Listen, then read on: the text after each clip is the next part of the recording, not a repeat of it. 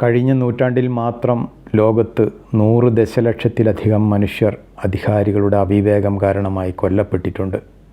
അതിലും എത്രയോ മനുഷ്യർ ശാരീരിക, മാനസിക, വൈകാരിക വേദനകളാൽ ഇന്നും ദുരിതമനുഭവിച്ചു കൊണ്ടിരിക്കുന്നുണ്ട്.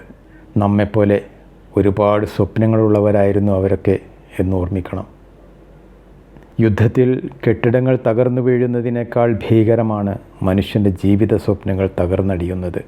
അധികാരത്തിനും സമ്പത്തിനും സ്ഥാനമാനങ്ങൾക്കും വേണ്ടി ലോകത്തിൻ്റെ വിവിധ ഭാഗങ്ങളിൽ എന്നും യുദ്ധങ്ങളും കലാപങ്ങളും നടന്നുകൊണ്ടേയിരിക്കുന്നു.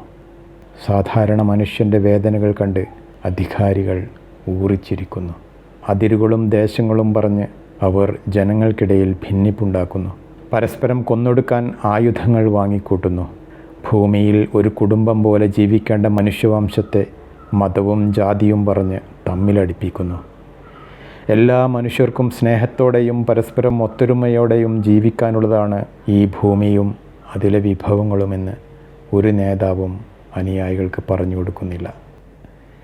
ഇന്ന് ലോകത്ത് വിവേകശാലിയായ ഒരു ഭരണാധികാരി പോലും ഇല്ലെന്ന് പറയേണ്ടി വരും.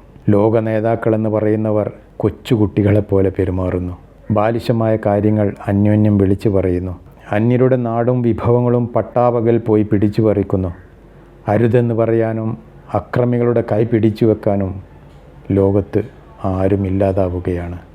പ്രജ്ഞാശൂന്യരായ യുദ്ധഭ്രാന്തന്മാരിൽ നിന്ന് ലോകത്തെ രക്ഷിക്കാൻ ഇനിയൊരു രക്ഷകൻ വരുമോ എന്നറിയില്ല. എങ്കിലും മനസ്സുകൊണ്ടെങ്കിലും നമുക്ക് പറഞ്ഞുകൊണ്ടേയിരിക്കാം, വേണ്ട, ഇനിയൊരു യുദ്ധം വേണ്ട.